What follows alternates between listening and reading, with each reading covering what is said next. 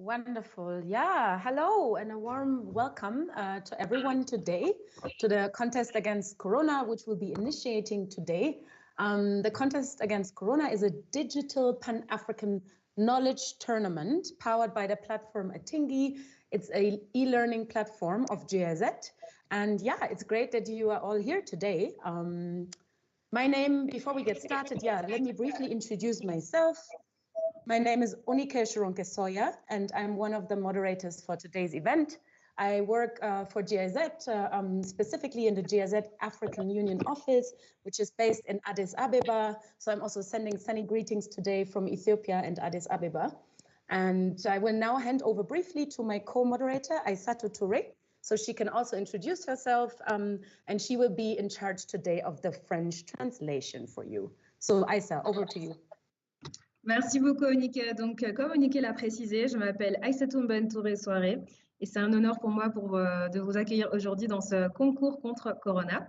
Alors, le concours contre Corona, c'est un tournoi numérique panafricain sur la connaissance qui a été propulsé par Atingi, qui est une plateforme d'apprentissage en ligne de la GIZ. Donc, on travaille actuellement, Onike et moi, comme conseillère au sein du bureau de la GIZ Union africaine à Addis Ababa. Et on vous envoie plein de bonjours et de soleil de la part de cette belle ville. Alors, je suis également votre co-modératrice aujourd'hui aux côtés d'Anike et je m'assurerai que tous nos invités francophones puissent également contribuer et bénéficier des contributions de nos incroyables experts qu'on a pour aujourd'hui.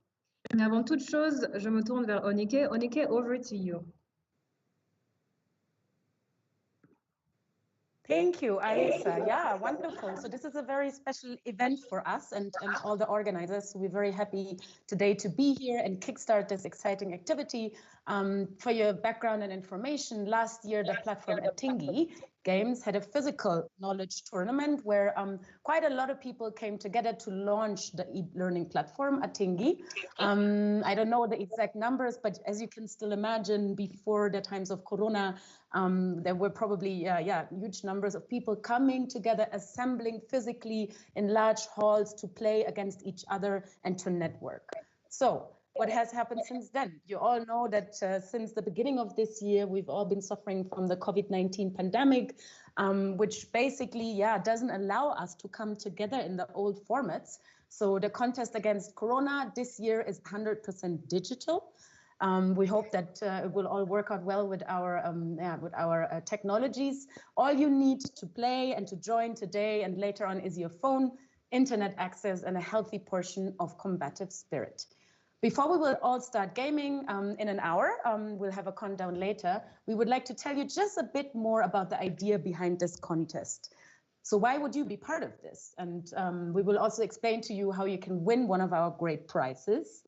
So stay tuned and get a head start in the contest by listening to the different experts we have invited for today and also listening to some of the organizing team who will share a bit more information. Aissa. Merci beaucoup, Onike. Donc, effectivement, l'Atingi, c'est une plateforme, comme on l'a mentionné. C'est un événement qui est très spécial pour nous. L'année dernière, malheureusement, l'année dernière, nous avions pu organiser un tournoi en présentiel pour le lancement de la plateforme d'apprentissage. Il y avait énormément de personnes qui étaient réunies pour jouer les uns contre les autres. Mais cette année, à cause de la pandémie Covid-19, le concours est 100% numérique. Donc, tout ce dont vous avez besoin aujourd'hui, c'est d'avoir un téléphone et un accès à Internet et une bonne dose d'esprit combatif. Donc, avant que nous commencions à jouer dans une heure, on aimerait vous parler un peu plus de la plateforme, de l'idée qui se cache derrière le concours, les raisons pour lesquelles vous devriez y participer et on vous expliquera également comment vous pouvez gagner l'un de nos prix. Restez à l'écoute et prenez une longueur d'avance sur le concours en écoutant nos experts parler des aspects importants du Covid-19 en Afrique. Over to you, Onike. Thank you, Aissa. And I see that you really try to wrap it up quickly. We know that French is a language that uses quite a lot of words. So we would now like to invite Volker Lichtentäler, who's part of the Atingi team, to come in and share a few words of welcome with us. Hello, Volker. Hello, hi. Thank you very much, Onike and Aissa, and many thanks to all who joined us online. We are very happy to have you all here. Well, recently I often heard that from colleagues in Madagascar, Kenya, in Egypt, other countries, that the COVID-19 crisis in Africa would not be an issue anymore, or that other issues are more important. Well, there are certainly other important problems to address, I think, also in the health sector, but the pandemic cannot be overestimated, and the time to deal with it is now, right now, I think. So we all need to learn more about it. And at the beginning of the year, you remember, as life turned completely upside down for most of us, for most of the world. At atingi, we were looking for a new way to combat the spreading of the virus digitally with the tools we have available at atingi, our learning platform, to combat it with information, knowledge, and skills development. Citizens and decision makers need immediate and reliable information for a coordinated response. That is how we came up with the contest against Corona. At the heart of the contest is an exclusively developed, high-quality, real-time quiz game, which is available in English, French, and also in Arabic, and is playable on any digital device with a standard browser, like a smartphone or a laptop. So that's what it's behind. And but a great contest wouldn't be a contest if there were not great prizes to win. Next to smartphones and vouchers for online language courses and exclusive and mobile learning, we do offer an exclusive atingi career coaching. And of course, we have also team prizes, such as an intensive entrepreneurship training. Well, we are glad to have so many great partners on board and looking forward to excited participants and teams, and we wish you all a lot of fun. Thank you. Handing back over to Anike and Isa. Thank you. And I think, Isa, you're muted. Yes, sorry. Thank you very much, Volker. Merci beaucoup, Volker. Donc, Volker fait partie de l'équipe GIZ atingi qui a organisé cet événement exceptionnel. Donc, un grand merci à eux. Donc, comme Volker le mentionnait, en fait, la COVID-19, c'est une pandémie qui nous a touchés un peu tous. Et il y a eu beaucoup de moyens qui ont été utilisés pour lutter contre la propagation du virus, notamment par voie digitale, en développement d'informations, des connaissances et des compétences. Les citoyens et les décideurs ont décidé et ont besoin d'informations immédiates et fiables pour répondre à une réponse coordonnée. Et c'est dans ce cadre-là que le concours contre le corona a été développé. Donc en fait, ce concours, c'est un jeu, un quiz en temps réel de haute qualité qui a été développé en exclusivité en anglais, en français et en arabe, sur lequel on peut jouer sur n'importe quel appareil numérique équipé d'un navigateur. Le concours ne serait pas un vrai concours s'il n'y avait pas de grands jeux à gagner. Et dans ce cadre-là, il est possible de gagner des smartphones, du crédit mobile, mais également des bons pour des cours de langue en ligne, un coaching professionnel exclusif sur l'atingi. Et pour les prix d'équipe, il y a également des formations intensives à l'entrepreneuriat. Voilà, donc je repasse la parole à Onike. Back to you, Onike. Yeah, thank you so much, Isa, and also thank you to Volker. And again, just would like to emphasize that behind Volker, there's also a team of other people that have supported this event. And yeah, but just say a warm thank you to all of you. And this is really an exciting opportunity. So after having said this, of course, there's also other people besides the atingi team that were involved in planning, conceptualizing, developing this whole event and also the approach and the game behind it. So now I would like to extend a warm welcome to Dr. Gerlinde Reiprecht, who's the head of the quiz production team from the company Health Focus. And I see already her camera is going on. Perfect. Welcome, Gerlinde. And she will give us a short introduction on how the quiz items were created just after Isa did the translation. So Gerlinde, just bear with us for one more minute. Thanks. Merci beaucoup. Donc, effectivement, on voudrait souhaiter la bienvenue à Dr. Gerlinde Reiprecht, qui est chef de l'équipe de production du quiz de la société Health Focus. Donc, c'est cette équipe qui a développé le jeu concours Contest Against Corona. Donc, elle nous présentera brièvement la manière dont les questions ont été créées. Over to you and welcome, Dr. Gerlinde. Merci, Isa. Thank you, Anike. Good day and bonjour à tout le monde. So yes, Health Focus is a global health consultancy, and we do have a footprint of health projects across Africa and know the continent very well. So for the past 4 weeks, we have developed the content of the contest, and a team of 8 people has been working day and night, I would say, to develop 1,200 game questions in 3 different languages. So to tell you a bit more about the educational concept behind the game, it is to educate as wide a public as possible about health. And Corona is very important in the overall game, but it is also a topical teaser. We wanted to spread the information about epidemiology a little bit. So there's a question: what is a pandemic? What are other infectious diseases in Africa which matter? Some facts about nutrition, health and well-being, and then we've also included a topic that is called fake news, because in this whole COVID crisis, we have learned that there was a lot of spreading of fake news across the internet and on social media. So it's important to gain a little bit of knowledge on how to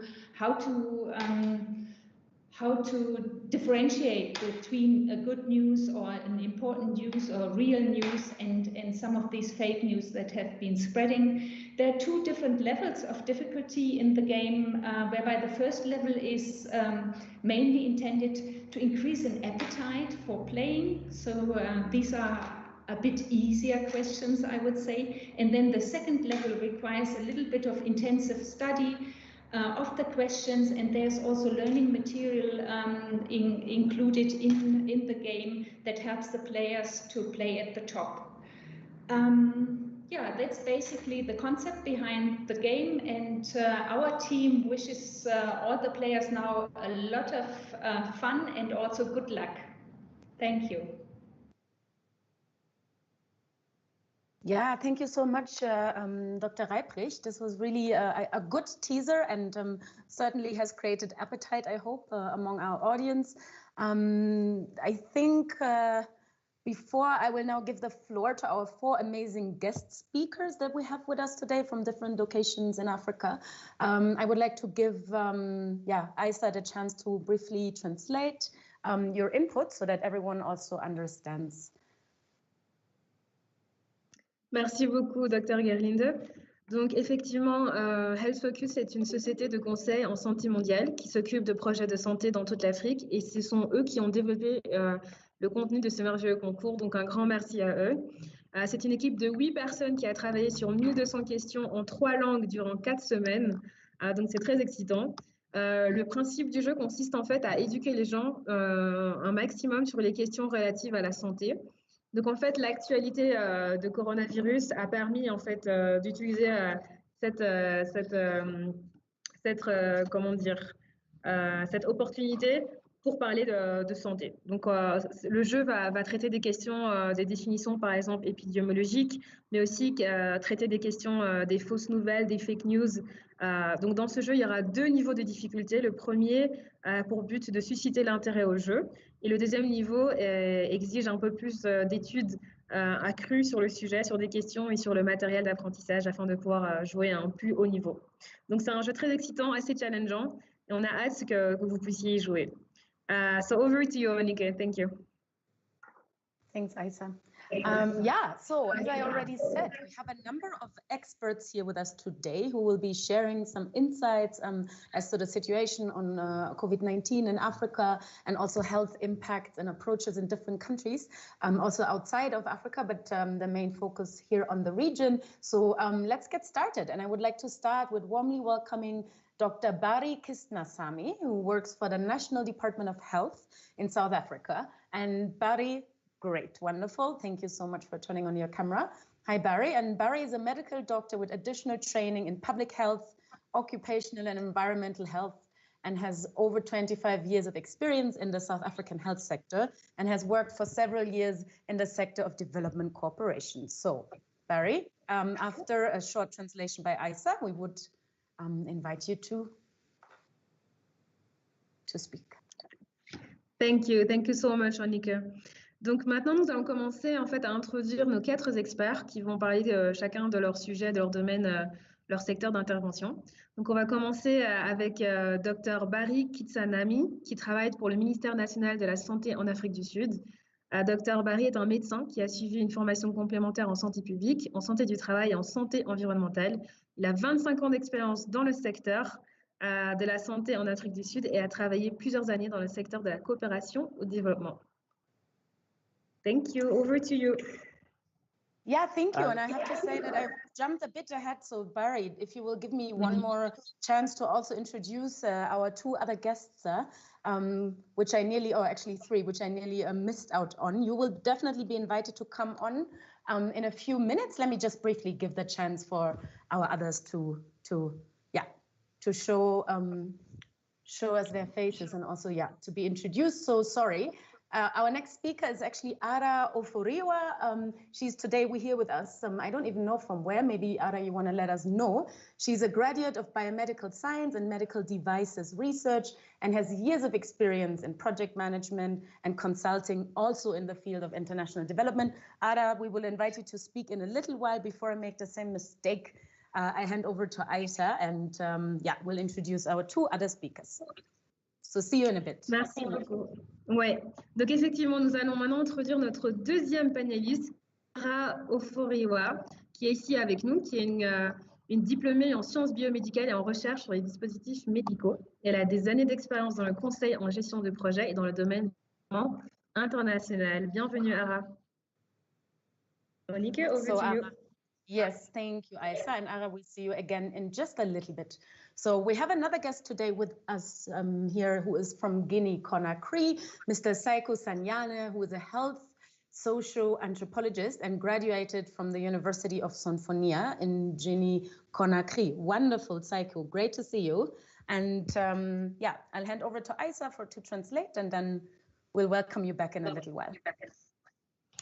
Nous avons également comme 3e expert Monsieur Saiko Sanyane, qui est socio-anthropologue de la santé, diplômé de l'université de Lasag, université de Sonfonia en Guinée-Conakry. Bienvenue, Monsieur Saiko. C'est un honneur pour nous de vous avoir ici. I have to say that I'm quite amazed by how quickly everything seems to work. So whilst we're talking about digitalization, we've also been so far quite successful. And last but not least, I would like to also now invite Hazem Samra to turn on his camera and quickly show us, hi, wonderful. Thanks for the wave. And Hazem Samra is a medicine graduate and is currently finishing his MBA thesis and his MBA studies in international health management with a focus and a thesis on the COVID-19 response in Libya and the role of international organizations.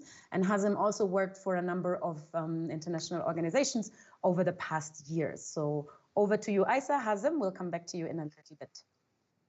Merci beaucoup et bienvenue à notre dernier panéliste, Hazem Samra, qui est diplômé en médecine et qui termine actuellement son MBA en gestion internationale de la santé avec une thèse sur la réponse Covid-19 en Libye. Nous sommes très excités, nous avons des panélistes qui viennent d'un peu partout de l'Afrique, c'est très excitant. Donc voilà, je vais redonner la parole à Onike qui va nous introduire et poser les premières questions aux experts. Over to you, Onike, thank you. Absolutely. Thank you, Aisha. And again, a warm welcome to all of our speakers who are with us today from different parts of the world. And don't worry, you will learn a little bit more about them in just a bit. It is my honor to have you all here today, and we're looking forward to your inputs in the next minutes. I see Barry is already very quick in uploading his presentation. So I would like to again remind all of our speakers to please be as brief as possible. We know this is difficult because these are also complex and difficult questions. However, our players anyway need to find their own answers to those. So yeah, with this, now back to you, Barry. And we know, as I said, you work in the South African health sector and have a very good overview over the situation. And we would like to hear from you a little bit about the overall situation with regard to COVID-19 in Africa, especially the sub-Saharan region. And yeah, since you've also worked in the health sector on other pandemics, such as Ebola, and have been quite involved here, we're happy to hear from you as an expert. So maybe you can let us know a little bit about what is happening in Africa. Barry, you have the word. Thanks, Onika and Asha, and thanks to the organizers for inviting us. Greetings from Pretoria, South Africa. Could I just go to the next slide very quickly?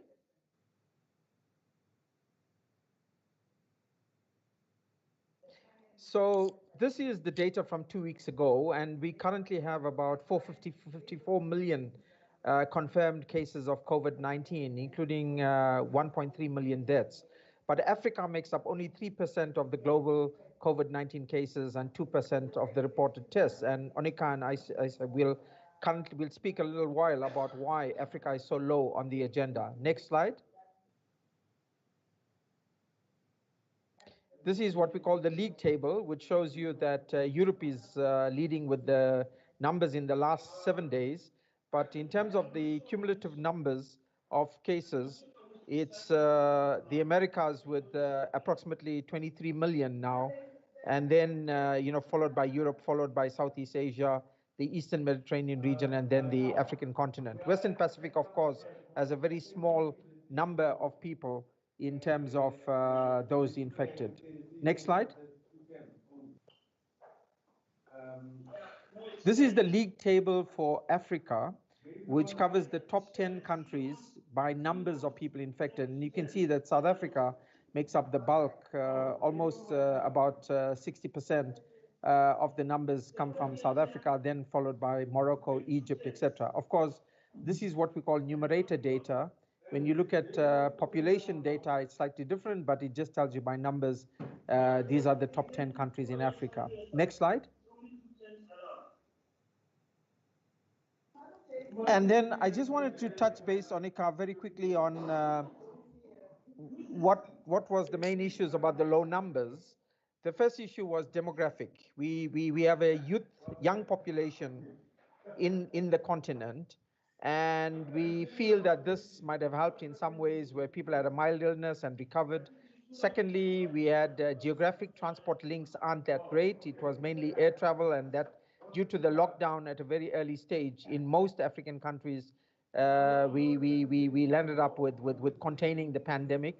And then, of course, the seasons. While there are parts of the continent that are in the winter months as the north, but the bulk of the continent was in terms of summer months. So we were actually appreciative of the fact that we had some time, when the early pandemic in terms of China and ultimately Europe, we had some time to respond in terms of that. And one of the big issues is the public health response by lockdowns in terms of government. Now, the key area is the public health measures. Because in sub-Saharan Africa, we have spent a lot of time dealing with many other epidemics, and Ebola is a case in point, and we'll talk in a minute about the difference with Ebola and COVID. But one of the issues is that there is a fairly fundamental basis for contact tracing, getting to behavior change. So these are public health measures, and I'm sure some of my colleagues on the panel will actually talk to this. But one of the big issues is death registrations. In many of our countries, we don't have a register of births and deaths. So we may not know actually how many people have died of COVID or the complications, because there are other diseases, of course, that people are dying of, etc. in terms of that. So that's one of the negative points in terms of that. And of course, Africa, there's a Centers for Disease Control, the Africa CDC, that's based in Addis at the African Union, and they have spent a lot of time together with PAHO, the Pan-African, the Afro office of the WHO, and EMRO, of course, covers bits of the North African region as well in terms of, but there was an early response from WHO through the WHO Afro office and also the Africa CDC that reacted quite urgently, and then partner support like GIZ and colleagues that have worked with Health Focus, etc. So we appreciate that. So these are some of the issues with the numbers game, that it might be also the issue that we're not testing enough, but that's a different issue in terms of testing and access to testing kits in terms of the process. I don't know if Isa wants to do some interpretation, and then I'll conclude on the last slide, last input, which is about Ebola versus Corona. Aisha, over to you. Over. Merci beaucoup, Barry. Donc, effectivement, Monsieur Barry nous a fait une présentation, en fait, nous a donné un bref aperçu de la situation actuelle de la pandémie Covid-19 en Afrique. Donc, comme il a mentionné, il y avait plus de 53 millions de cas confirmés, Il s'avère qu'en Europe, l'Europe a quand même le dessus avec le nombre de cas suivi par les Amériques. En Afrique, dans le top 10 des pays qui ont le plus de cas, nous avons l'Afrique du Sud qui a 60% de nombre de cas de personnes infectées en Afrique. Donc les choses qui ont pu impacter en fait en notre faveur, si je puis dire, sur le nombre de cas, le faible taux de personnes infectées en Afrique, c'est peut-être dû au fait qu'on a une population qui est assez jeune et donc qui a pu résister un peu plus au virus.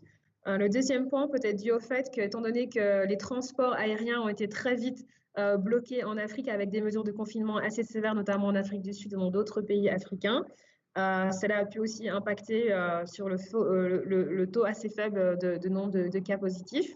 Et le dernier point peut aussi être lié aux saisons, tout simplement, étant donné que lorsque le nombre de cas Covid a augmenté en Europe et partout ailleurs en Occident, où c'était l'hiver, en Afrique, de manière générale, il faisait assez chaud, donc les températures ont pu également jouer.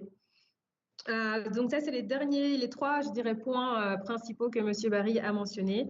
Il a aussi mentionné le fait que les interventions dans la santé publique ont été très importantes, notamment les mesures de comportements sociaux, de confinement, etc. etc. Enfin, un dernier point peut être lié aussi au nombre de décès, enregistrement du nombre de décès qui peut, dans certains pays, pas être systématique. Donc, ce qui fait aussi qu'on a aussi très peu de décès enregistrés. Thank you very much. Over to you. So let's deal with, Onika, some of the issues on Ebola and COVID-19. Ebola was devastating for many of the countries in West Africa, and I'm glad that Psycho is here in terms of Guinea, in one of the countries that was affected in terms of West Africa.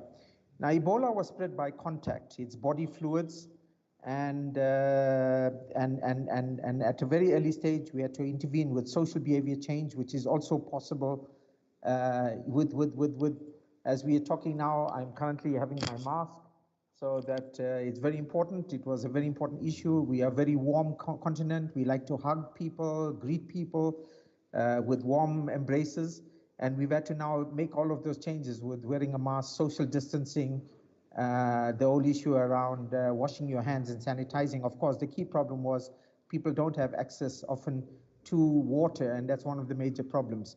But Ebola was spread by body contacts. We had to make some major issues in terms of how to restrict the spread. And, as you know, for a long time, we have had outbreaks in the Democratic Republic of Congo. In fact, there's a river called Ebola River. And last week, fortunately, DRC did say that they were Ebola-free once more. But one of the big issues is Ebola was restricted to parts of the continent as opposed to COVID, which is droplet spread. So, as we sneeze or cough, so we talk about cough etiquette. And part of the process is that it had a worldwide intervention and spread rapidly, and it was a significant disruptor on the health workforce. Ebola as well, about half the population of doctors and nurses and health workers also died as a result of Ebola, and we have had significant numbers of health workers with COVID-19 also either being infected or dying in an extreme case. One of the big issues we had with Ebola was that it affected the local economy of West Africa, whereas, and parts of the DRC, of course, as we know. But for COVID-19, it's affected the worldwide economy, and that's one of the major issues for us, that as we did lockdowns and inputs, how do we deal with the other dimension of economic disruption of jobs and work, and how do we deal with the social disruption of poverty and access to care? Onika, I think that's all for now until we take further questions in terms of the background. So Africa has been generally low in terms of numbers of persons with COVID-19, and there are certain reasons for that, but it was very different spread in terms of the issue with Ebola. Aïssa? Thank you very much, Dr. Barry. Donc effectivement, M. Barry a souligné des points assez intéressants, notamment un comparatif entre la pandémie Ebola, plutôt la propagation de la maladie Ebola et la pandémie Covid-19. Donc pour Ebola, nous avons remarqué que c'était une propagation qui se faisait par contact avec les fluides corporels. Il y a eu un vaccin, il y a des interventions qui ont visé à modifier les comportements sociaux, notamment avec les distanciations sociales, le confinement, etc. Et il y avait également des effets sur le personnel de santé. Il faut savoir que la moitié de la population des personnels de santé qui a travaillé sur Ebola en est décédée. Donc, c'était une maladie qui a quand même eu des effets en fait sur l'économie locale, notamment au Congo, et qui a une propagation qui est, on peut dire, un peu limitée. À contrario, le Covid-19, c'est une propagation qui se faisait plutôt par gouttelettes aéroportées. C'était des interventions qui ont visé à modifier les comportements sociaux, comme on le disait, distanciation sociale, confinement. Ça s'est fait dans le monde entier et ça a eu des effets aussi importants sur le personnel de santé. Il y en a certains qui sont décédés, un peu moins que pour le Ebola. Et il y a eu des perturbations économiques qui, là, sont des perturbations mondiales, comme on a pu le voir, avec des effets sur des économies mondiales qui ont un effet au sein de chaque pays. Donc, ces deux points de comparaison nous permettent en fait de pouvoir un aperçu sur les deux types de maladies et voir quels ont été les effets au niveau mondial et au niveau local. Thank you very much. Over to you, Onike. Yeah, thank you so much, Isa, for summarizing. Thanks again to Barry for the very good general overview and also a bit of a background in terms of comparing this with other pandemics that Africa has been experiencing. So this is a very good background and start now for our other experts to come in and add perspective. And next, I would like you, Ara, to come back and join us on the screen. Ara, you have family in Ghana and you spent some time there after the lockdown in September, and it would be really interesting for us to now get a different perspective from you about the situation in West Africa. How did you experience it? What did you observe? And also which government initiatives were taken to impose to sort of fight the virus? That would be really nice if you could share a little bit with us. And I think, Isa, you will quickly translate and then hand over, right? Yeah, okay, Ara, just bear with us. Merci. Donc, effectivement, aujourd'hui, nous allons accueillir notre deuxième invitée, qui est Ara, qui a de la famille au Ghana. Elle a passé quelques temps après le confinement en septembre. Elle va nous parler un peu de la situation en Afrique de l'Ouest, notamment à l'époque des initiatives gouvernementales qui ont été imposées pour lutter contre la pandémie. Thank you, Ara. Welcome, and over to you. Hello, thank you guys for having us on this great initiative, and thank you for having us to share our insights on what the situation is. So I went to Ghana immediately. The ban was lifted because Ghana had a travel ban where international flights were banned from entering the country. So when the ban was lifted, I went to visit my family. And it was interesting to see the dynamics and the difference between what was happening where I was living and what was happening in Ghana. So most people were adhering to the strict measures that the government had put in place. So there was a nationwide lockdown. You know, markets were closed. Taxis were not really working, so the only things that were open were the essential services, which was basically food and hospitals. And I think people understood how necessary it was to adhere to these measures, you know, putting on face masks, buying sanitizers, making sure that you're being hygienic to prevent the spread of infection. A very good thing that I think I didn't see from other West African countries that I observed and I was very appreciative of was our government gave us regular updates. There were periodic updates on all platforms, which was on social media, on mainstream television, on the national TV, on radio. So people everywhere were kept abreast with what was going on in the country, and people really appreciated that because we haven't had this sort of initiative before when, like Barry said, Ebola happened back in 2014, I believe, 2013. So, you know, the schools were closed, the SMEs were closed, the curfews were imposed. You know, you cannot be outside at certain places without good reason because the directive was to stay at home. But on the flip side of this, this exposed the dire infrastructure that and the regulatory deficiencies that we have, because if you have the SMEs closed and you don't have a social infrastructure to support these SMEs like you have in the West, then where does that leave people? You know, if you have closed schools and there are people in rural areas who are unable to get access to online learning, then what do we do? Because it's setting a generation back.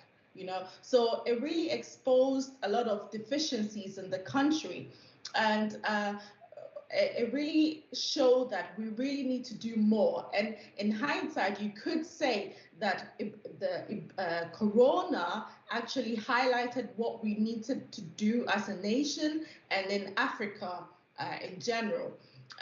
So, and another thing was, compared to Europe and in America, we don't have the infrastructure to conduct large-scale testing.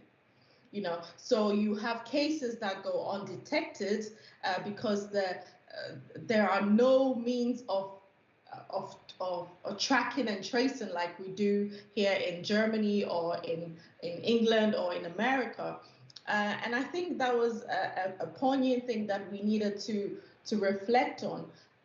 And one thing as well, which I think, contrary to what I just said, was a good thing, was if you were arriving in the country after the ban was lifted, there was a mandatory testing at the airport before you enter the country. So it was a real-time testing, which unfortunately you have to pay for yourself, which was $150, quite expensive. But it was an initiative to ensure that people coming into the country were free from the virus. And I have to say that was a good thing. It would be better if we can roll this across the whole country, because like Barry said, we don't have a good birth and death registry. So people could be dying with from the coronavirus, but because we do not have the testing facilities there, then we cannot have a collective number of people who are actually dying from the coronavirus, and people who are just dying because of other health implications. So I think that was an overview of what I experienced after the ban was lifted. So Anika?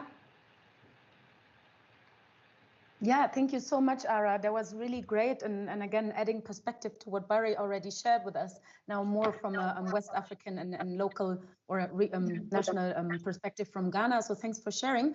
I would like to hand over to you, Isa, for translating, and then, yeah, we'll move on.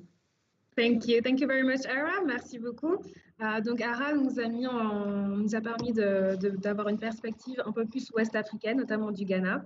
Donc elle est entrée au Ghana après la phase de confinement en mai, et il s'est avéré qu'en arrivant sur place, en fait, il y avait une quarantaine obligatoire de 14 jours dans des hôtels désignés. Cette initiative s'est avérée assez inefficace car les coûts étaient élevés et ne tenaient pas en compte des résultats des tests.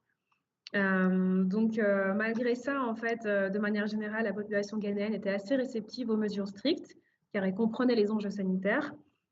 La présidence plutôt a tenu informer le gouvernement, enfin les populations des mesures qui étaient prises par le gouvernement à travers les réseaux sociaux, sur Internet, à la télévision, la radio, etc. Et ces informations comprenaient le nombre de cas, le nombre de décès, le nombre de personnes qui s'en sont sorties. Donc c'était assez intéressant comme information reçue. Concernant l'impact en fait de Covid sur les écoles et sur les PME, c'est un impact assez grave étant donné qu'il y a beaucoup d'élèves qui n'avaient pas accès à des outils digitaux, qui n'avaient pas accès à Internet, et donc ils se retrouvaient souvent un peu défavorisés et exclus du cursus scolaire. Donc ça a eu un impact assez négatif, malheureusement. Et il n'y a également pas eu des systèmes d'aide sociale pour vraiment soutenir les entreprises en tant que telles, car le pays n'avait pas le moyen de le faire. Un autre point négatif est que le pays n'avait pas les moyens de faire des tests à grande échelle, ce qui fait qu'il y a beaucoup de chiffres et de personnes qui ont contracté le Covid et qui n'ont pas été enregistrées à travers les instances du gouvernement. Donc, merci beaucoup, Ara. Thank you so much. Over to you, Onika. Thank you, Isa. And if I look now at my script, I can start in English. However, you'll have to immediately take over them because our next speaker will speak French. So I'll just start. We already introduced you all to Saiku Sanyame, who would now tell us a bit more about the COVID-19 situation in Guinea and the effects on the health and education sector. So over to you first, Isa, and then Saiku. It's your turn. Merci beaucoup. Nickel. Donc, on va souhaiter la bienvenue à notre troisième expert, Monsieur Sagnane, qui va nous parler aujourd'hui de la situation du Covid-19 en Guinée, de manière générale, avec le nombre de cas, la situation dans les conséquences du confinement sur l'économie, l'éducation, etc. Donc, c'est à vous, Monsieur Sagnane. Je vous en prie. Alors, votre micro n'est pas... Voilà, il va falloir... Merci beaucoup. Bonjour à tout le monde. Donc, ici en Guinée, nous sommes aujourd'hui au rapport situationnel numéro 226 à la date du 19 novembre. Et donc, à cette date, nous avons pu recenser 12 743 malades confirmés au test de COVID-19 depuis la date de notification du premier cas. Ça, c'était depuis le 12 mars 2020. Donc, à date, 11 789 personnes sont sorties guéries des centres de prise en charge. Et parmi eux, il y a eu 75 décès enregistrés au niveau des centres de prise en charge et 67 décès au niveau des communautés. Donc, ce qui fait un cumul qui dépasse aujourd'hui un peu plus de 130. Et à date toujours du 18 novembre 2020, sur 2780 personnes testées, seulement 30 sont positives au coronavirus, ce qui dénote aujourd'hui une baisse progressive du taux de positivité de l'épidémie dans notre pays. Et lorsqu'on regarde un peu la répartition de l'épidémie, on verra que sur les 33 préfectures que compte le pays, seulement 4 n'ont pas été affectées. Ce sont les préfectures qui sont situées à l'extrême. Il y a 2 préfectures à l'extrême nord, à la frontière avec le Sénégal et la Gambie, c'est Koundara et Gawal. Et 2 préfectures qui sont à l'extrême sud, qui sont à la frontière entre la Côte d'Ivoire et le Libéria. Vous avez Beila et Yomou. Donc, géographiquement, ces préfectures-là sont vraiment à l'extrême et ce sont ces préfectures qui n'ont pas encore enregistré de cas. Et dans l'ensemble, vous verrez que ce sont 68% des malades sont de sexe masculin, ce sont des hommes. 19 centres de prise en charge sont fonctionnels à ce jour sur l'ensemble du territoire national et sur les 19, 6 sont représentés dans la capitale Conakry. Le nombre total de lits d'hospitalisation est cumulé à 1447 pour l'ensemble des centres de prise en charge et le taux d'occupation actuel, c'est-à-dire à la date d'aujourd'hui, est de 25%. Donc là aussi, progressivement, le nombre de malades sortant de ces centres de prise en charge diminue progressivement. Voilà, le nombre de cas en réanimation à la date du 31 octobre, c'est-à-dire les malades qui sont rentrés et qui avaient quelques difficultés, qui ont été admis dans la salle de réanimation.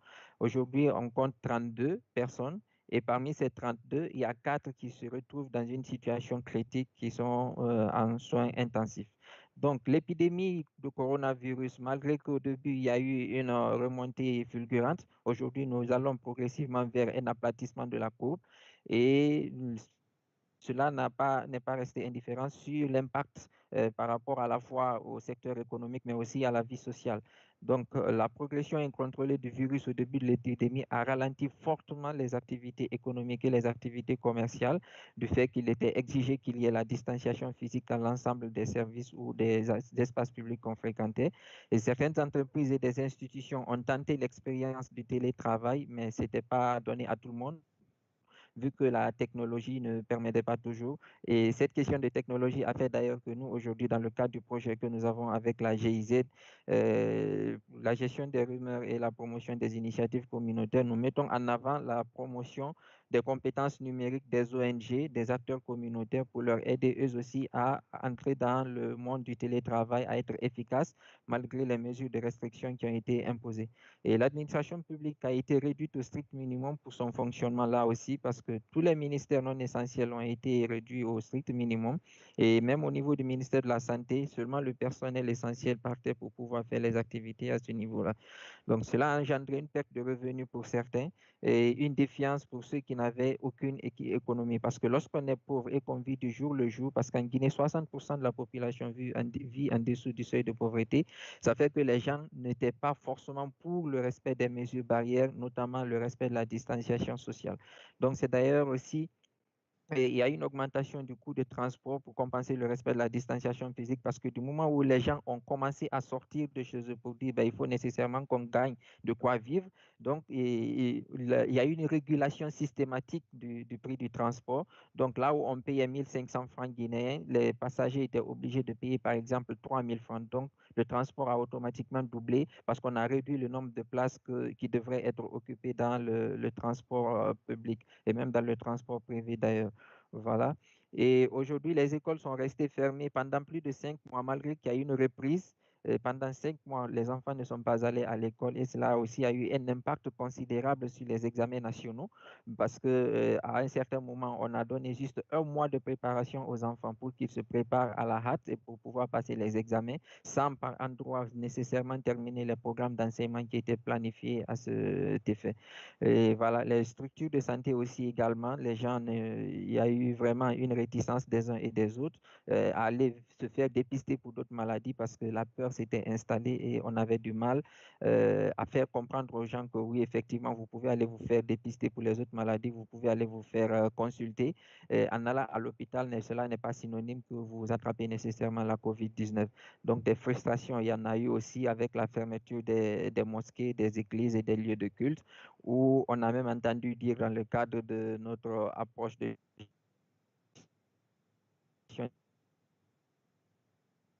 et tant que les mosquées ne sont pas ouvertes en Guinée, la COVID-19 ne finira pas. Donc, la COVID-19 a vraiment eu un impact, mais heureusement qu'on peut considérer à date que nous allons progressivement vers une sortie de crise, nous l'espérons en tout cas.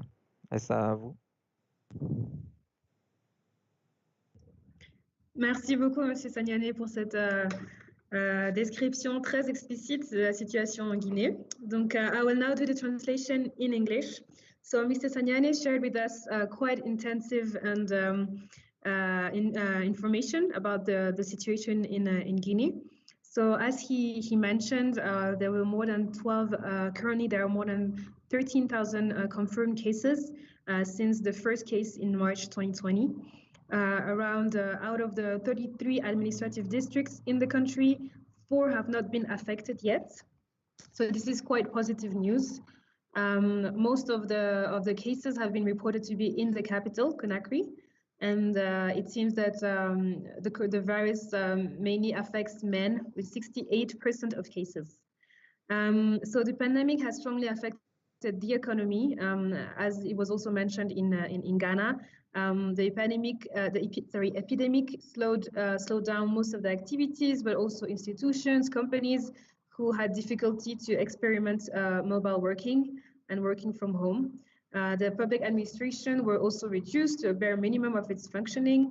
This also led to a loss of income to a lot of the populations. One of the containment measures was to reduce the number of transports, to limit, to improve the social distancing measures. So this meant that there was an increase in the prices of the transport, who were doubled to compensate this physical distancing. And this had also impacts for workers. The schools also remained closed for more than 5 months. This had an effect on the curriculum of the young ones who basically only had 1 month to study for the national exam. So this also had a huge effect on the education. So this is the current situation for now in Guinea.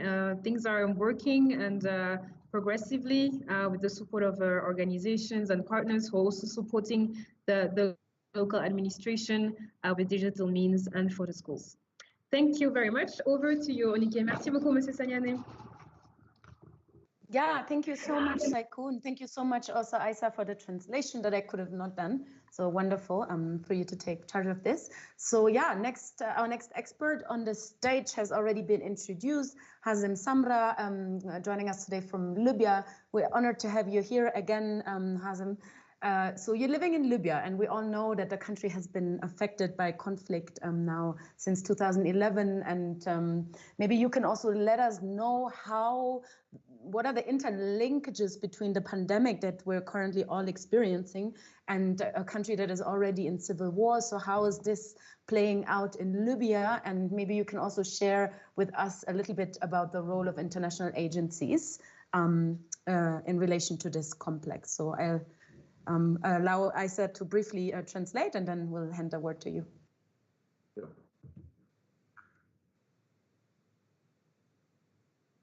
Sorry, my microphone was off. Thank you very much. Donc, on va maintenant accueillir notre collègue de Libye, Monsieur Hazem Samra, qui va nous parler en fait de la situation du pays, notamment avec le conflit qui s'y passe depuis 2011. Il va nous parler un peu de son expérience sur les effets de la pandémie dans son pays. Thank you. Over to you, Mr. Samra. Yes. Greetings to all watching us worldwide, and a special thanks for the organizers for granting this opportunity to highlight the COVID situation in Libya. Going back to the question, I mean, the overthrow of Colonel Gaddafi's regime in 2011 that ruled the country for over 40 years has left the country torn into armed militias affiliated to political parties, tribes, or regions fighting for power and territory. Since then, Libya has been in continuous turmoil and passed through several civil wars, pardon me, with the last conflict ended a couple of months ago. The war has disrupted the nation's health infrastructure. A huge number of international personnel as doctors, nurses, and midwives that formed core part of the health structure of the country. The depleted healthcare service is now facing the worst humanitarian crisis in its recent history, with limited financial and human resources, acute shortage of medication, life-saving medications and equipment, including the burden of the humanitarian health needs of those internally displaced people, migrants, and refugees. The COVID-19 pandemic reached Libya last March, with the first case confirmed on the 24th. This has added more pressure on the weak health system, threatening it to collapse completely. The virus spread kept rising since then, with more deaths registered. The current confirmed cases as of 24th, as of today, is around 78,000 confirmed cases, over 1,100 deaths, and around 9,000 recovered cases. The case fatality rate is 1.37. The government has imposed lockdown and curfew several times during the recent months, but due to the impact of the civil war on the economy, the country had to reopen. Many citizens doubt the government's ability to deal with the current pandemic. Their experience with the successive governments since the conflict has erupted, created loss of confidence and dissatisfaction. The only promising thing is that despite the increasing numbers of the infected cases, more focus and awareness on the virus has attracted both people and the government as the conflict went into halt. Over to you, Isa. Thank you. Thank you so much, Hazem, for this quite extensive explanation on the country. So I will do the translation now in French.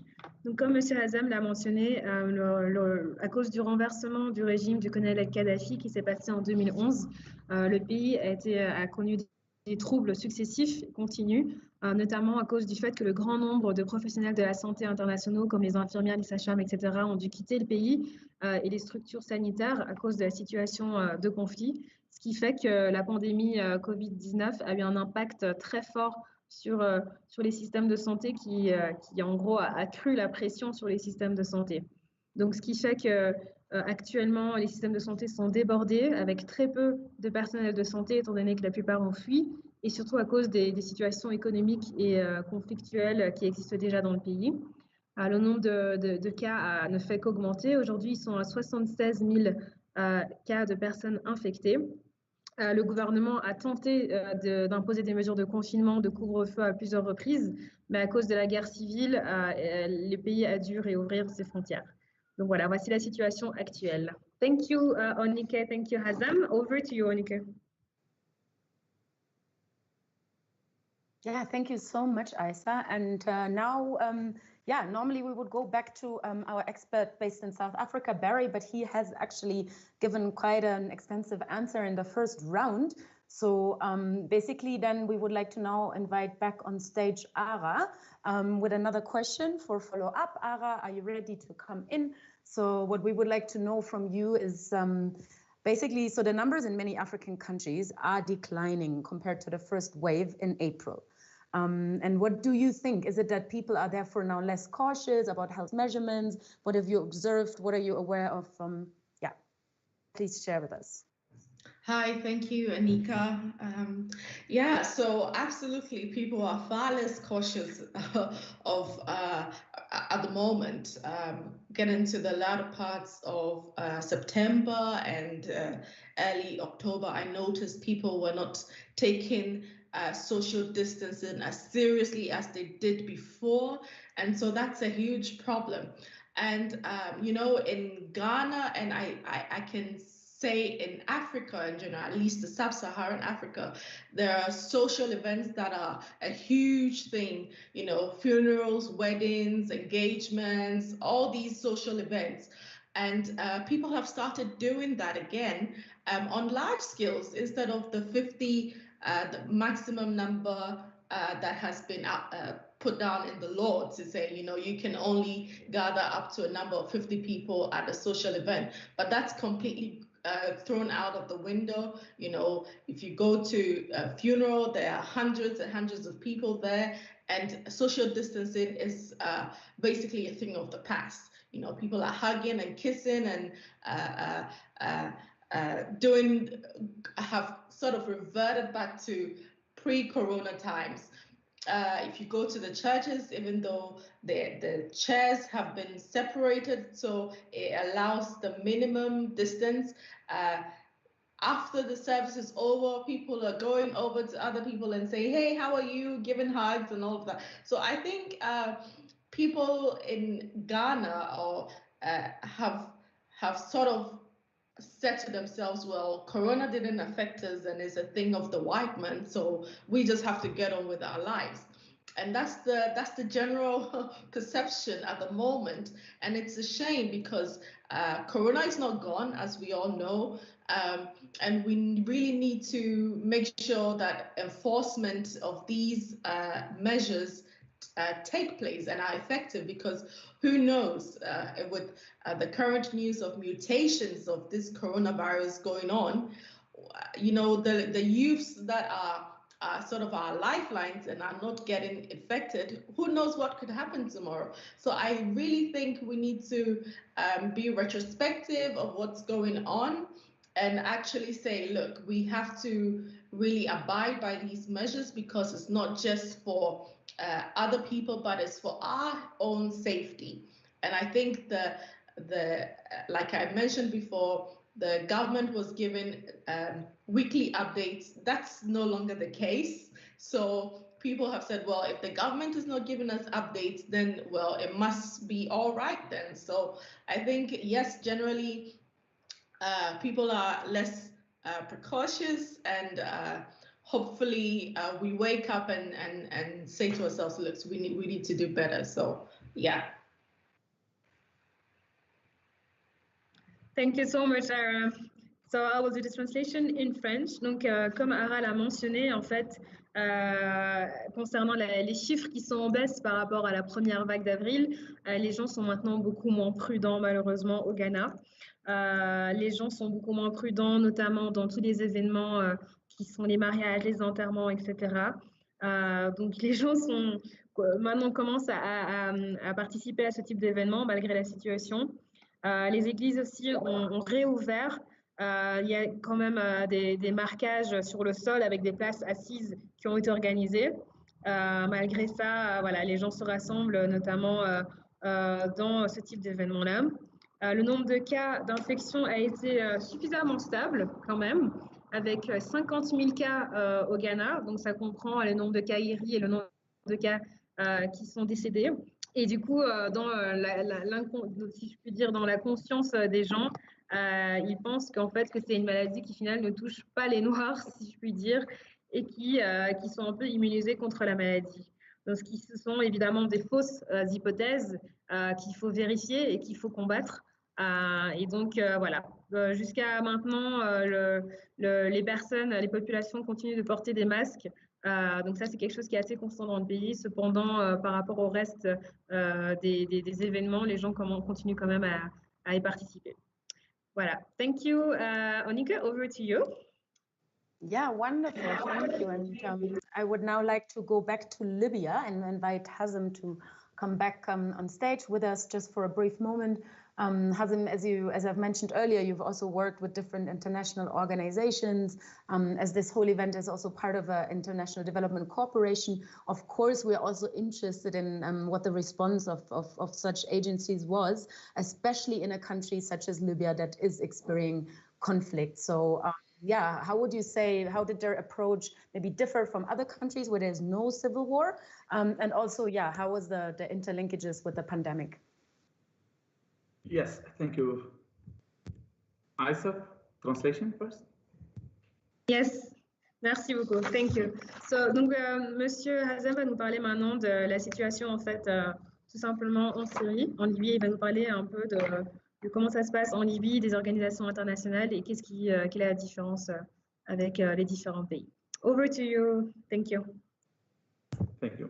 Going back to your question, I mean, there is a robust coordination and collaboration between the international organizations with both the Ministry of Health and the National Center of Disease Control, the NCDC.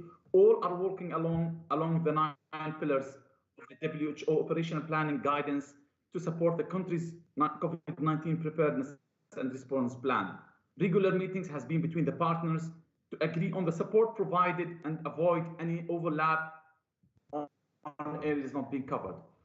I mean, indeed, well, in a fragile context, there are tens of thousands of internally displaced families within, speaking about the capital of Tripoli and neighboring cities. Most of them has moved to buildings and schools, sheltering.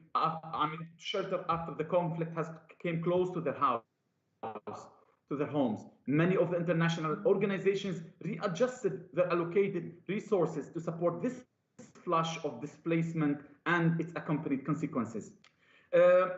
Highlighting one thing regarding our organization GIZ and its input in Libya. GIZ was one of the first organizations to act. Actually, the organization GIZ has acted promptly since the start of the pandemic in Libya. All projects participated in direct way to support and alleviate the impact of the crisis, shedding the light on part of the support. For instance, the health project has supported with the provision of printing awareness materials, webinars on highlighting on awareness and psychosocial first aid, all targeting 16 partner municipalities, provision of trainings and capacity buildings for the first responders, the rapid response teams, and the municipality emergency committees. Another part of this support was provision of medical equipment as PCR diagnostic machines and oxygen ventilators and oxygen supplies and other oxygen that are on the way to the country. Other projects, as we have the other project as the SML, they have provided personal protective equipment and PPEs and infection prevention control materials worth €500,000. I mean, we have more. The As-Imina project supported with more. The As-Imina project support to the women empowerment centers. They have provided materials for sewing face masks, gowns, and uniforms for all hospitals within the municipalities. I mean, and last but not least, the SED project has conducted coaching sessions at the NCDC targeting employees working at the new established central hotline. Thank you very much. Thank you so much, Hazem. So I will do the translation in French. Donc, Monsieur Hazem nous a parlé en fait de la situation actuelle en Libye. Donc, en fait, il y a une coordination et une collaboration entre les organisations internationales et le ministère de la Santé en Libye, qui sont en train de s'aligner en fait avec les normes de l'OMS. Donc, ça, c'est une chose très encourageante. Il y a plusieurs points qui ont été mentionnés par Monsieur Hazem que je vais relater ici. Le premier, le fait qu'il y ait des réunions régulières en fait entre les différents partenaires pour qu'ils puissent s'accorder sur les différentes modes de coordination et de réponse au Covid-19. Malheureusement, il y a quand même plus de milliers de personnes qui ont été déplacées, notamment de la capitale Tripoli et des villes qui sont aux alentours. Donc, malgré ça, les organisations essaient quand même de continuer leur réponse. La GIZ, qui est un acteur assez incontournable dans le domaine, a eu une réponse assez forte aussi, notamment à travers différents projets.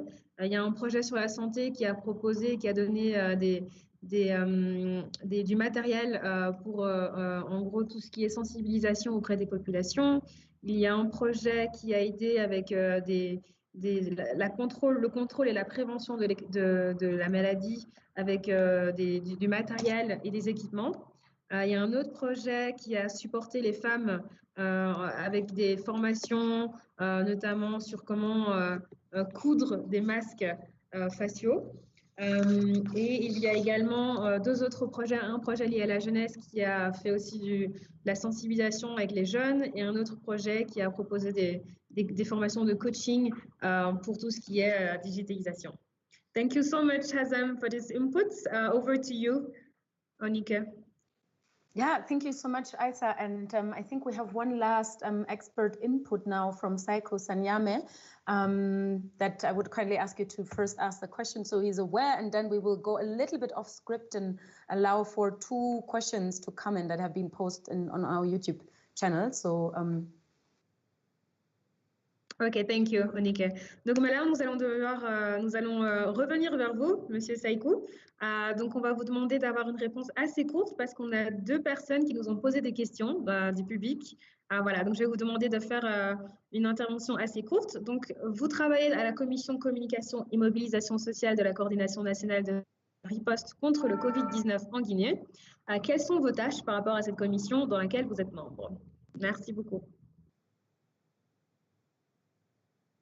Encore une fois, merci beaucoup. Donc, depuis le début de la riposte, nous avons participé à l'élaboration des plans qui avaient été développés au niveau de l'Agence nationale de sécurité sanitaire, qui est en charge du leadership de la gestion de l'épidémie en Guinée. Donc, à date, nous avons pu développer, par exemple, 3 documents, 3 plans qui ont permis d'orienter en quelque sorte les activités de communication et de mobilisation sociale qui sont développées dans le pays.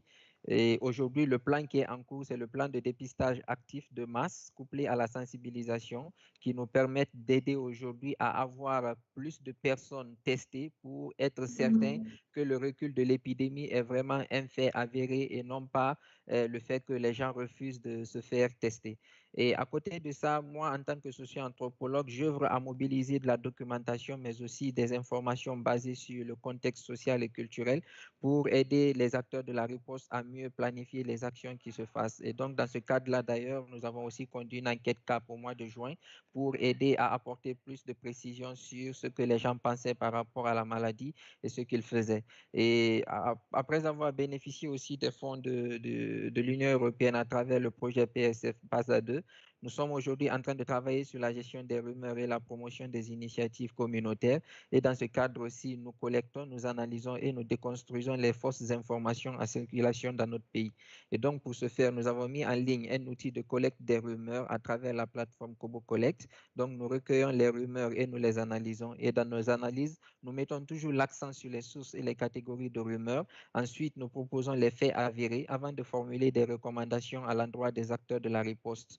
Et nous faisons l'éducation des populations en faveur de la vérification des faits. Nous avons même produit récemment un module sur comment amener les populations à comprendre le dispositif de fact-checking ou de vérification des faits. Et pour terminer sur ce point, nous faisons également le renforcement des capacités des organisations de la société civile en matière de compétences numériques. Donc, nous leur apprenons à utiliser l'outil informatique et du numérique et l'Internet pour les aider à mieux travailler en environnement sûr pour éviter justement d'être en contact avec les gens et de choper eux-mêmes cette épidémie ou ce virus qui est en circulation dans le pays. Donc voilà globalement ce que nous faisons actuellement vu qu'on n'a plus assez de temps. Et si le temps le permet, on pourra revenir sur les autres aspects. À vous. Merci beaucoup, Saiko, pour cette introduction assez intéressante et brève. Donc, je vous en remercie. I will do quickly the translation now in English. So, Mr. Saiko works for the Communication and Social Mobilization Commission of the National Coordination of the Response to COVID-19 in Guinea. So, in his task, they were supposed to develop a quite essential and responsive communication strategy. So they try to bring social evidence to the communication and social mobilization of COVID-19. He conducted a survey and a study on knowledge, attitudes, and practices of the populations of Conakry, so the capital city, facing COVID-19. Several recommendations were made and 3 strategies have been developed. They also offer a module on capacity building for civil society organizations in the field of digital field. They also try to promote respect for the social distancing with the creation of a web portal to promote community initiatives. Another thing that is quite interesting is that they're working on fake news with the module that helps to fact check the different sources and news. So this is quite interesting, and this is all digital. And the last thing, if I may say, is so they're also working on visibility to bring visibility to the community actors who intervene in COVID-19. Thank you very much. Merci beaucoup, Saikou. Over to you, Onika. Thanks so much, Aisa. And now, before we finally move on to our countdown to really open the game and get us started properly, I would like to first thank all of our different speakers for their really great and interesting inputs from different African contexts and also from Libya. So thank you for sharing. That was great. And I also would like to emphasize that this whole aspect of fake news is highly timely. And I hope that by everyone participating in the contest against Corona and spreading the right information, we can hopefully tackle some of those fake news. So Barry, I think you're ready to come in briefly as we've received a number of questions from the audience on YouTube. And I'm just going to read them quickly and would then hand over to you. So we have a person from Kenya or interested in the question of schools reopening in Kenya on January 4th. And the person is asking, is there experiences from other African countries where schools were opened after a long time and the impacts that had on the COVID situation and how maybe to deal with this? So that's question number 1. Then there's a question on more of the African Union continental policy or approach also to different country contexts they're dealing with. So what about countries that have no or very little restrictions on COVID that are neighboring other countries? So how is the African Union addressing this fact, or what are the guidelines? What's the advice they're giving? And last but not least, there is a question on, on hydrochloroquine, and I think that relates very well now to the issue of the fake news that people are self-medicating with that medicine, and whether you have any advice how this could be dealt with. Thanks, Barry, for coming in here spontaneously. Thanks, Sonika. So just on the first issue of schools, no, we have to open schools because the issue around not giving children an education is going to affect them much more, and the deepening issues on the social dimension of COVID that was related to poverty and issues. So opening of schools is important, but the conditions, there are 3 categories we look at when opening schools: the learners, the educators or the teachers, and other workers. Remember, they're cleaning staff, etc., at the school, and then the families of the children. And we normally take an approach, and there's a lot of documents that's come through that could be shared with the colleagues in Kenya, for example, where the question came, or through the Africa CDC in terms of the issues. So children generally do well. That's one of the issues. They generally do very well with COVID in general. I mean, some of them do land up with complications, but in general, compared to adults, especially people age over 60 and those with high blood pressure, diabetes, other immunocompromising diseases, etc., chronic renal disease, they do badly. So the children, it's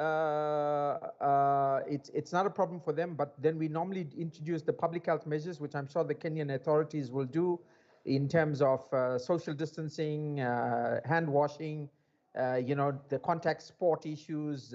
But, we just got to watch. There might be a rotation of classes where if there were 30 children in the class previously, now there might only be 15 in the morning and 15 in the afternoon, or there would be a rotation where some children come Monday, Wednesday, and Friday, others come Tuesdays and Thursdays, and the following week it changes. So there's a whole range of issues about how to create social distancing.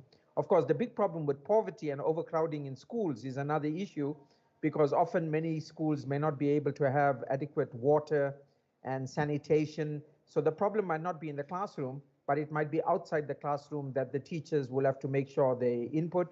And of course, the big issue is with young learners versus older learners. So often we've worked with buddy systems where older siblings, the brothers and sisters of the younger child, help with some of the issues. Now, the key area is not so much the learners, but also the teachers and them having complications. So we have a special program called Occupational Health and Safety of the learners and the educators, and how we can work with the teachers if they've got vulnerable conditions and how to make sure that they're not at high risk. And often we give them personal protection, like not just with standing, because it's hard to talk with a face mask and to give your voice.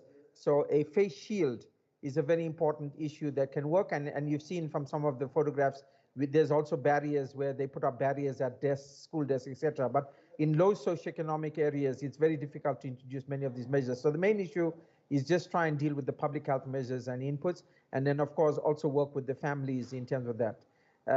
Because the families are very concerned, because often it's not so much the infected child, but it's the infected child coming and infecting the grandparent at the house that then creates the complications. So you've got to work through these issues about good social behavior change measures. There's issues around changing of school clothes. And one of the big issues is we have hostels. Just watch out for overcrowding at hostels and where children stay over. And also the issues around school transport. If people are coming by bus or minibus taxi, how are they coming and how are they managed? So let me stop there for Isa to interpret on the first issue on schools, but there's a lot of work being done in South Africa, and we can make that available to colleagues who might be interested in opening of schools. Over, Isa. Thank you so much, and Isa. Just yes. briefly, sorry, before you come in, just briefly, let me tell you that I just got a note from the organizing team. Since we're lagging a bit behind in time, we will answer the other questions on YouTube and in the chat, and I'm sure there will be other means and opportunities to reach out to the experts in the team. Just wanted to point this out. Thanks. All right, thank you, Onika. So I will just translate this question and then I will give the floor over to you. Ok, donc Monsieur Barry ici nous a donné deux réponses très intéressantes. Donc il y a une question en fait qui a été posée sur le YouTube, et la question était que c'est une personne du Kenya qui demande l'expérience des pays en Afrique et leur impact par rapport à l'éducation. Et donc la réponse de Monsieur Barry a été assez intéressante. Donc la question des écoles est très importante. Il est très important de pouvoir les réouvrir quand on remarque notamment avec les chiffres et les statistiques qui montrent que les enfants sont des personnes beaucoup moins à risque, des groupes moins à risque que les autres. Ils sont moins impactés, moins touchés, moins infectés par le Covid-19. Donc ça, c'est un premier point. Un deuxième point est qu'il y a différentes catégories qui ont été faites, par exemple en Afrique du Sud. Il y a les apprenants, les formateurs et les personnels, notamment le personnel qui nettoie. Et donc, pour chaque catégorie, il est important de pouvoir avoir des mesures très précises en fonction de leurs tâches et du type de contact qu'ils ont avec les autres. Ensuite, concernant les mesures de distanciation sociale, c'est très important de pouvoir les implémenter, notamment dans les écoles avec des systèmes de rotation pour que les écoles et les classes ne soient pas trop compactées avec trop d'élèves dans les mêmes salles. Donc ça, c'est des choses qui sont les trois éléments de réponse, si je puis dire, qui ont été proposés par Monsieur Barry. Voilà, thank you so much. Over to you, Onika. Yeah, thank you so much, Isa. And again, I would like to point out, I think all of you are aware that we have our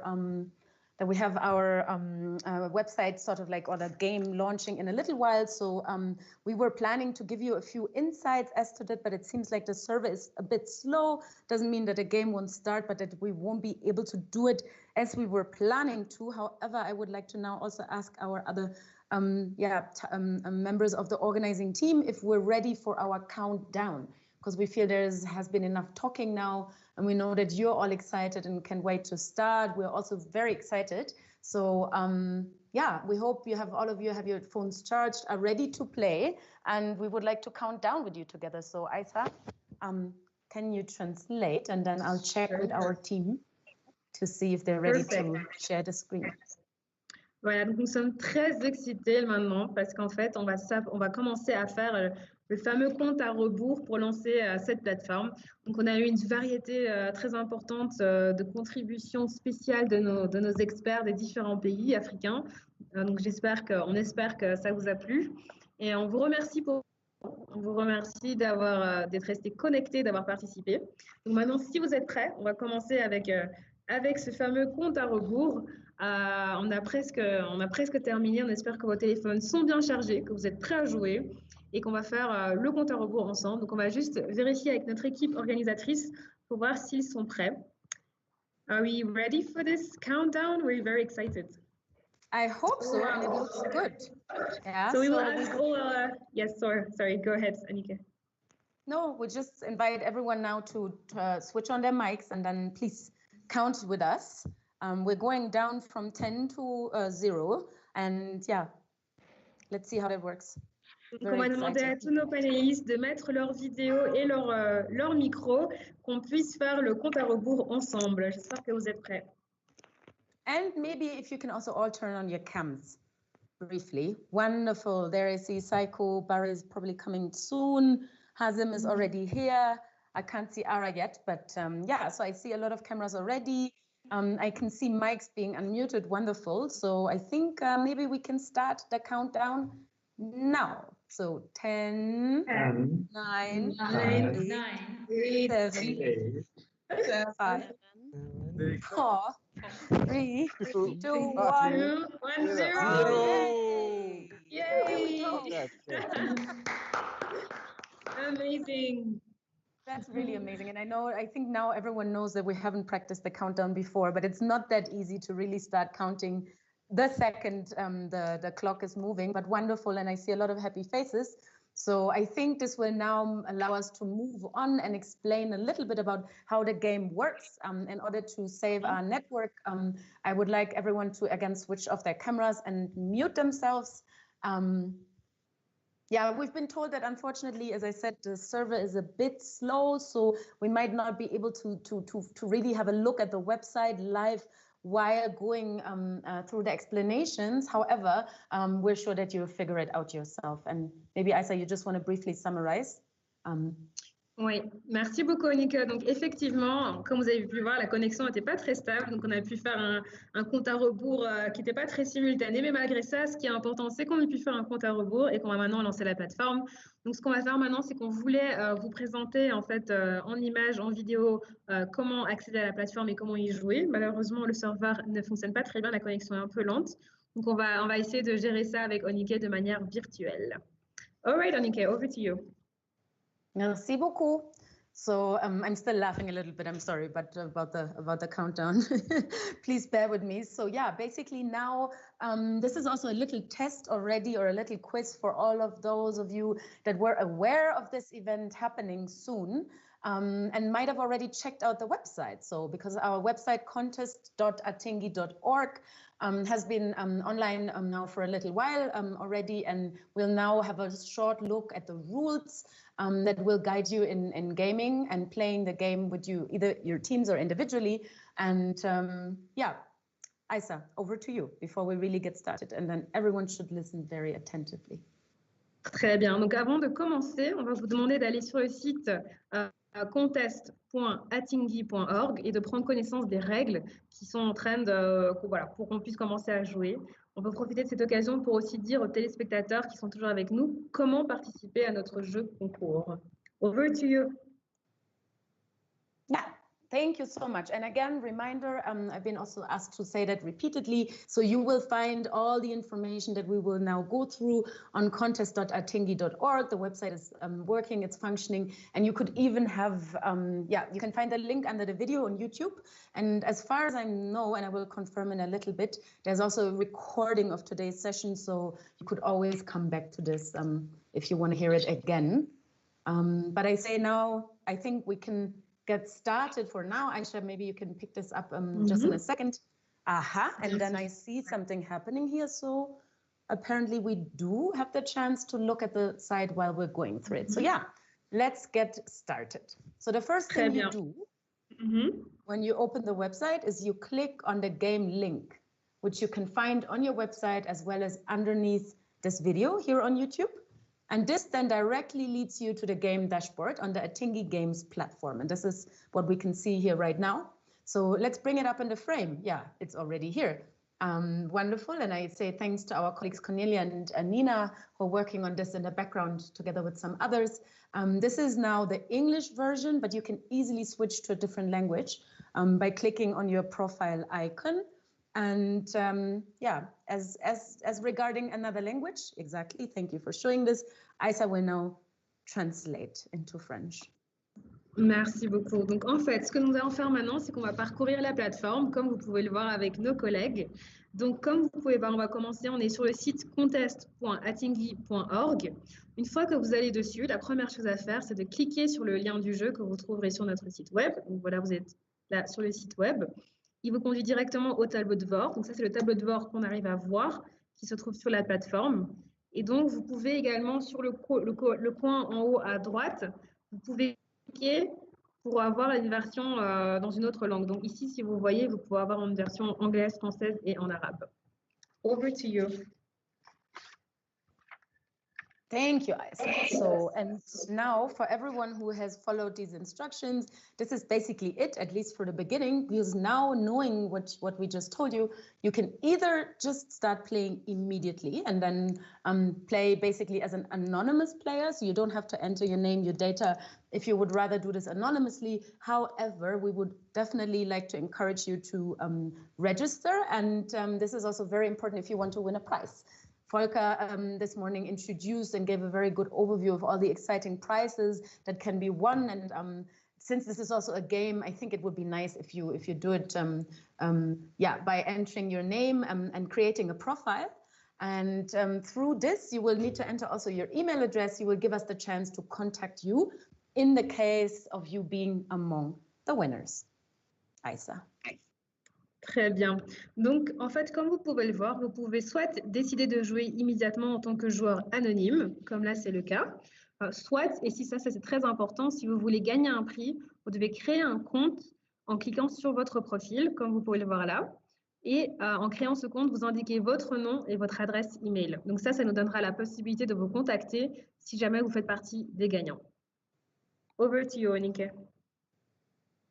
Thanks, Aïssa, and I hope that a lot of people are actually registered with name and email. And now after you've done this, you can start playing. And now we'll go in a bit more detail with regard to how the game is played.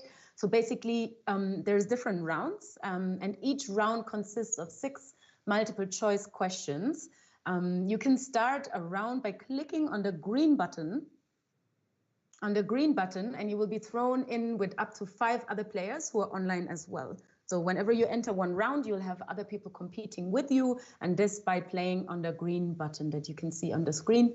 You can also organize a group name or a team and invite specific users to play against you. So this might also be nice for different institutions or departments, units that might want to do some inter-departmental competition. The goal of this is then to collect as many points in the rounds as possible, by quickly providing the correct answers, meaning so the faster you are, that will give you actual benefits. And each question has a time setting according to its difficulty. And if you try and answer quickly, then you will receive the remaining seconds as points. So you can also take your time. It doesn't have to be competitive and fast, but if you want to compete, if you want to win, please enter your name, register, and then make sure that you respond as quickly as you can. The points you collect in each round will be added to your personal high score, and we will come to this again in a little second. If you plan as part of a team, the points you collect will also be added to your high score, not your individual one, but the team's high score. Aïssa. Merci, Onike. Donc, comme Onike l'a précisé, en fait, le jeu se déroule en plusieurs tours. Donc, il y a à chaque fois 6 questions à choix multiples par tour. Vous pouvez commencer un tour en cliquant sur le bouton vert que vous voyez ici sur l'écran. Donc, une fois que vous cliquez sur le bouton vert, vous serez mis en relation avec jusqu'à 5 joueurs qui seront également en ligne. Vous pouvez également organiser un jeu de groupe. Et là, vous cliquez sur le bouton orange et vous invitez des utilisateurs spécifiques à jouer contre vous. Ce qui est important de noter, c'est que l'objectif de ce jeu est d'accumuler le plus de points possible à chaque tour, tout en fournissant rapidement les bonnes réponses. Chaque réponse a une durée fixée en fonction de sa difficulté. Donc, plus vous essayez de répondre rapidement, plus vous recevrez 2 points. Et donc, les secondes restantes sont sous forme de points. Les points que vous accumulez à chaque tour seront ensuite ajoutés à votre meilleur score personnel. Et si vous jouez en équipe, les points que vous accumulez seront ajoutés à votre meilleur score d'équipe. Over to you, Onike. Thank you so much, Isa. And now I have to ask everyone to listen even more attentively, because now we're becoming a slight bit theoretical, since we can no longer click on some of the buttons, because that would mean we would actually enter the game now. So, and since we don't want to do this, let's try and just do this in our imagination. So basically now the next step would be to click on the button you can see here on the screen, play along. And once you do this, you should see the first questions. Yeah, you see questions, 4 answers, and one of them is correct. You see the time running, and there is also a jackpot that you can see on the screen. All points that are lost in the game, basically, are added to your jackpot or collected in the jackpot. And if you click on it, you bet all your points against this jackpot. So you have to hurry up again, because only the first player to click on the jackpot and to respond correctly will get those points. It sounds a bit theoretical, but I'm quite sure that all of you are savvy enough to figure it out once you actually enter the game. But as you've heard now, it also has to do with your speed. So you have to be fast. Exactement. Donc en fait, maintenant, malheureusement, nous ne pourrons pas vous montrer parce que si nous cliquons sur Play Along, le jeu va commencer. Donc on va essayer d'imaginer ça dans notre tête de manière théorique. Donc en fait, ce qu'on va faire, c'est qu'on va commencer à cliquer sur le bouton vert, comme on a dit, le bouton Play Along. Et donc, vous devrez répondre à la question. Donc vous aurez 4 réponses. L'une d'entre elles est correcte. Si vous voyez le temps qui passe, vous avez le jackpot. Donc tous les points qui sont perdus dans le jeu sont collectés dans le jackpot. Si vous cliquez sur le jackpot, vous allez miser tous vos points contre le jackpot. Donc il faut se dépêcher parce que le premier joueur à cliquer sur le jackpot et à répondre correctement obtiendra tous ses points. Over to you, Onika. Thank you. So, and I'm sure that everyone has now followed us in their minds.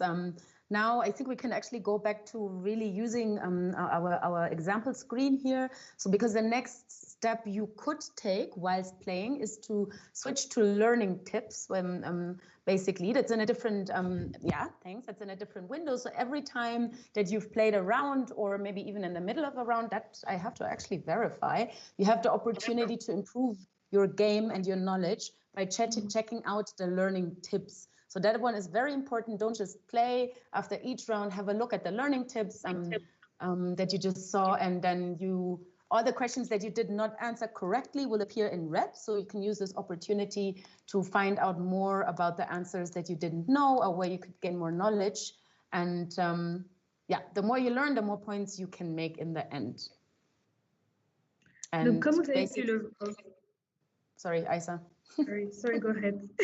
No, I just missed to say that after checking on the learning tips, you can also see how well you're doing by looking for your nickname and the high score. So the learning tips site allows you to check both of those things, what you might still want to learn and where you're already doing quite well. Exactement. Donc, comme ça a été mentionné, c'est possible de voir, en fait, d'avoir des conseils d'apprentissage dans une autre fenêtre. Donc, c'est cette fenêtre qui a été ouverte ici. Après chaque tour, vous avez la possibilité d'améliorer votre jeu en consultant les conseils d'apprentissage qu'on peut voir ici sur cet écran. Donc, toutes les questions auxquelles vous avez répondu correctement apparaîtront en rouge. Donc, il faut profiter de cette occasion, en fait, pour en apprendre plus, car plus vous apprenez, plus vous marquez des points. Donc, ce n'est pas juste un jeu pour perdre, etc. Non, il y a un but d'apprentissage qui est derrière. Alors, comme Onika l'a présenté, si vous vous débrouillez bien, en cherchant votre surnom dans le score, vous pouvez voir le score le plus élevé que vous avez et passer vous-même à un score plus élevé. So now I will let Onika talk about how to win the prize. Yes, that's actually definitely one of the most exciting parts of our session now, of our explanation of how it works. So you've all heard in the morning there are different things to win, from trainings, short trainings, to mobile phones and other devices. So we're sure that you all wonder now how to win a prize. And as you can see in the timetable on the website, there will be winners chosen each week twice. Yeah, so there will be winners of the week, and they will be selected twice. And there will also be different challenges, different challenge days, where you can collect double points and become winner of the day. So basically there's different levels of winning. I know it sounds a bit complex, but you might see when you've won. So this is another encouragement. So winner of the week, winner of the day, And of course, there will also be an overall contest against Corona champion or champions, depending on whether you play alone or as a team.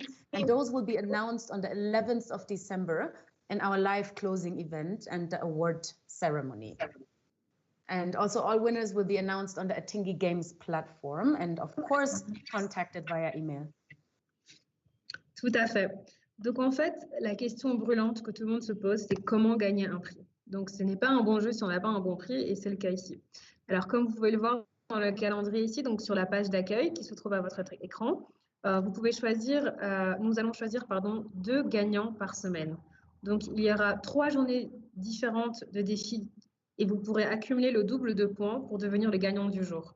Donc, bien sûr, il y a aussi notre concours général contre les champions de Corona. Donc, ceux qui auront accumulé le maximum de points deviendront les champions qui pourront d'ailleurs se jouer les uns contre les autres. Et nous annoncerons ça le 11 décembre lors de notre événement de clôture en direct et de la cérémonie de reprise des prix. Donc, n'hésitez pas à vous reconnecter le 11 décembre et vous saurez qui a gagné et qui a gagné quel prix surtout. Donc, tous les gagnants seront annoncés sur la plateforme atingi.games et bien sûr, ils seront également contactés par email. Donc maintenant, je vais repasser la parole à Onike qui va nous parler, nous préparer comment préparer les participants à ce jeu. Over to you, Onike. Yeah, thanks so much, Aisa. And I just want to say, I think it's actually a nice way of now, starting the end of our session today. Basically, to see this overview, I think it also encourages everyone to log in regularly, to also make sure they have they're aware of the agenda and the different challenge days and also weekly winners announcements. I think that adds a bit of this combative spirit that we talked about in the beginning. So if you like gaming, this is perfect. You can even have small little victories in between. And yeah, I think now that we had a quick look at the website and also at the game board, it is time for us to sign off. And I would like to say thanks again to all of our guests, to Hazem from Libya, to Saiko in Guinea, Barry in South Africa, and Ara, whom I still forgot to ask where she is joining us from today. But yeah, we had some amazing speakers here. We had also Dr. Reiprich and her team from Health Focus, who gave us a bit more information on the background of the game and the questions they developed. And of course, this is people that you haven't seen now, except for Volker Lichtentäler. There is also a large team of people that have worked relentlessly in the past weeks and months to actually prepare for the kickoff of this game and for the game. So that's also something that we now would like to emphasize again. And as we also said in the beginning, since all of this is digital and we cannot come together for a group picture, we would like to take a group picture with all of you now. I see that Volker has raised his hand, so I will give him the opportunity now to also speak. And for all the others, please prepare for the group picture already. Volker, please, you have the floor. Thank you. I just wanted to take the opportunity to thank the team. As you mentioned already, there are many colleagues involved here, especially Nina and Cornelia and Sandra, but most of all to thank you both, Aisa and Onike, for moderating this session in such a nice way, and thank you very much on behalf of the team, and to all others, good luck in the game. Thank you. Thank you so much, Volker. This is really nice. And I can only say for myself, also thank you for giving us this opportunity. It was really nice. I have to say this is now not the first, but one of the few online events that I've been part of. And except for Tinish, as we say in Amharic, small hiccups, it went very well. And I'm quite amazed by this. And yeah, Aisa, I would like to hand over to you. And then please also remind everyone again to turn on the cameras. Effectivement, donc maintenant nous arrivons bientôt à la fin de cet événement virtuel. On voudrait remercier toutes les équipes qui ont travaillé derrière tout ça, donc notamment l'équipe d'Atingi. On voudrait remercier également nos panélistes avec leurs contributions très intéressantes, très pertinentes. Donc merci à Hazem, merci à Seiko, merci Barry, merci Ara, merci Dr. Reiprich, merci Volker, thank you all. Nous sommes très heureuses, Onike et moi, d'avoir pu modérer cette session. Et on remercie encore une fois l'équipe organisatrice avec Nina, Alice, Cornelia et toutes les personnes qui travaillent derrière, qui ont également préparé les 1200 questions auxquelles vous pourrez répondre durant ce jeu. Donc avant que vous partiez, on va vous demander tous de mettre votre caméra pour qu'on puisse prendre une petite photo. Voilà. Donc, je vois que I can see that all our panelists and guests have put on their cameras. So I think we are ready for the picture now. Huh? Yes, we are. I think Nina is still switching on her camera. I'm not sure if she can actually from her office right now. I just would like to pick up here on a comment from Volker, who said there were even more colleagues. You just briefly now mentioned Nina and Cornelia. There is also Alice and Sandra and Johannes, who were part of the GIZ team supporting this event. So thanks to all of you. And smile.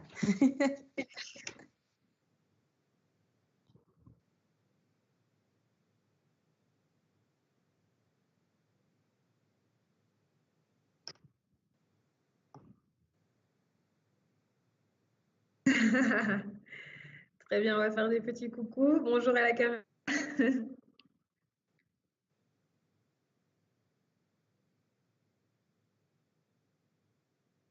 Has it worked out? Can I get a nod from our photographer? Yes? Okay, wonderful. Oh, okay, perfect. great. And then with this, yeah, we would like to say it's time to strike back against Corona. It's time for you to play, to compete, and to win. And we hope to see you all again on the website, and then for our final announcement of the winners on December 11th. So that's in 3 weeks' time. And you can still also spread the news of this event. Thank you all for your attention and participation. And yeah, hope to see you soon. Merci à tous. Il est temps maintenant de travailler contre et riposter contre Corona. Merci d'avoir joué. Thank you. Goodbye. À bientôt. Merci beaucoup.